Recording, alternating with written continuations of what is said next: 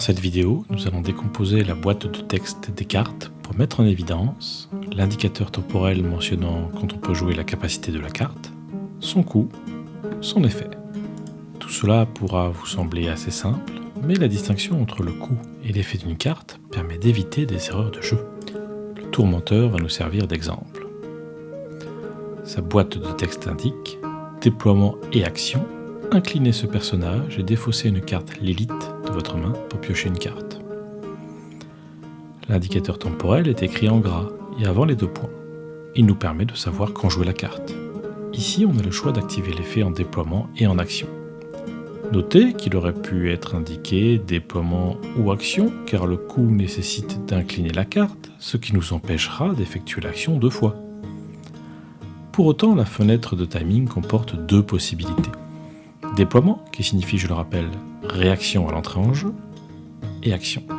Le timing est bien cumulatif. On a le choix de jouer la carte dans ces 2 fenêtres. La contrainte figure dans le coût et non dans l'indicateur temporel, ce qui justifie le et non le ou. Le coût d'un effet figure après les 2 points et avant la préposition pour. C'est ce terme qui sépare le coût d'un effet d'une carte. Ici, le coût est double. Il faut d'une part incliner le tourmenteur et d'autre part défausser une carte Lilith. Le contrôleur d'une carte qui ne pourrait pas payer le coût dans son intégralité ne pourrait pas activer son effet. L'effet figure après la préposition pour, dans la même phrase que le coût. Ici, l'effet de piocher une carte. Parmi les autres informations de la boîte de texte, on notera le trait que la carte à défausser doit avoir. Les traits sont toujours indiqués en gras italique. La mention entre parenthèses, de votre main, figurant en police un peu plus réduite, est une précision qui ne figurera que dans les cartes des starters, afin d'aider les nouveaux joueurs à s'y retrouver. Cette précision n'a pas vocation à figurer sur les cartes des autres éditions demandant de défausser une carte. Les principes à respecter sont peu nombreux, raison de plus pour tous les connaître. Premier principe, sauf mention contraire, une carte doit être en jeu pour que son action ou sa réaction puisse être initiée. Imaginons cette situation de jeu pour illustrer ce principe. Le joueur Lokmar aimerait attaquer avec Galvan pour pouvoir effectuer sa réaction qui précise que lorsque Galvan détruit un défenseur, il peut infliger un dégât à un personnage de son camp pour infliger un dégât à n'importe quel personnage. Au passage, vous pourrez remarquer ici qu'on a également la préposition pour et que le coût est d'infliger un dégât à un de vos autres personnages pour effectuer l'action qui est infliger un dégât à n'importe quel personnage. On a donc bien coût pour effet. Mais revenons dans la situation de jeu. Le joueur Lokmar va être bloqué et ne pourra pas utiliser sa capacité. Parce que même s'il décide d'attaquer avec Galvan, qu'il choisit d'attaquer le guide du Mont Cairn ou Tori, eh bien, il va prendre des ripostes, des dégâts de riposte qui seront supérieurs à ses points de vie. Il avait 7 points de vie à la base, il a pris 5 dégâts, il lui en reste que 2. Admettons qu'il décide d'attaquer Tori. Eh bien, il inflige suffisamment de dégâts à Tori pour le tuer. Donc dans ce cas-là, la condition serait résolue. Mais les dégâts sont infligés mutuellement, je veux dire en même temps.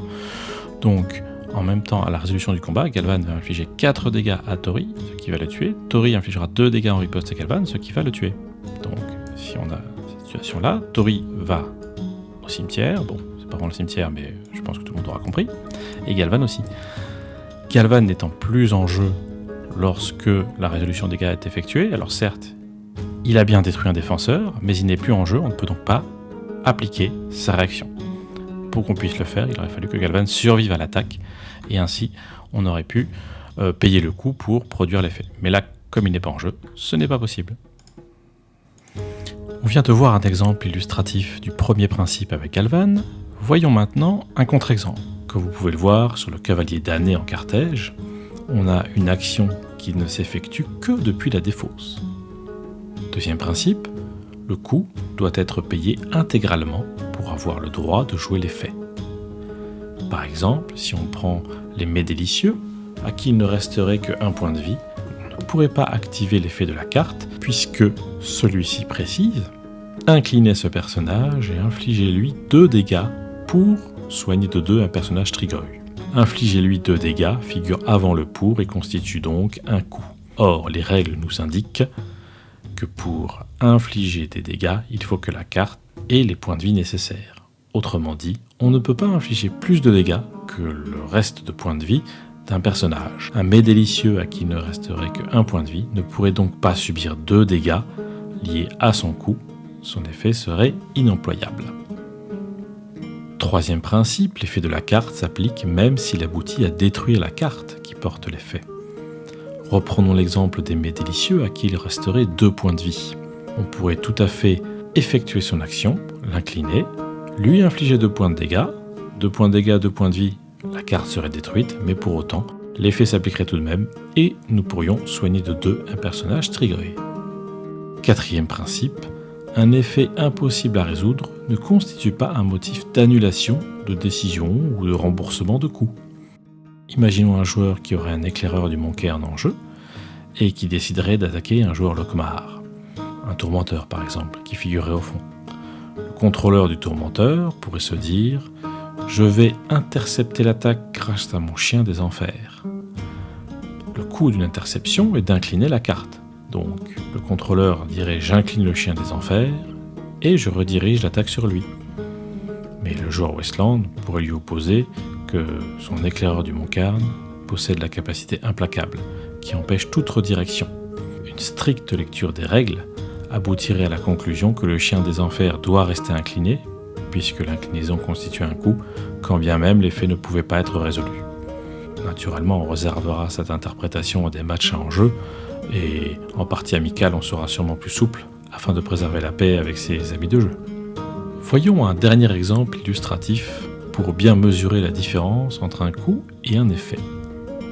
La tactique de Galvan possède la boîte de texte suivante, action, inclinez votre cité pour infliger 2 dégâts à l'un de vos personnages et à un personnage adverse. Le coup de la tactique de Galvan se retrouve avant le pour, comme on vient de le voir. Ici, cela signifie que le seul coup de la carte est d'incliner la cité. L'effet consiste à infliger 2 dégâts à 2 personnages, l'un que l'on contrôle et l'un contrôlé par un adversaire.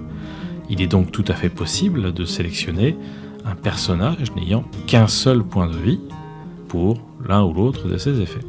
Il en aurait été autrement si la carte avait été libellée ainsi. Action, inclinez votre cité et infligez 2 dégâts à l'un de vos personnages pour infliger 2 dégâts à un personnage adverse. Dans cette hypothèse, il aurait fallu que le personnage que l'on contrôle possède au moins 2 points de vie pour pouvoir subir les 2 dégâts, pour la même raison que le mets délicieux. Mais l'effet de la tactique n'a pas été retenu ainsi, et il ne s'agit là que d'une hypothèse. Tous les joueurs Lockmar s'en réjouiront naturellement.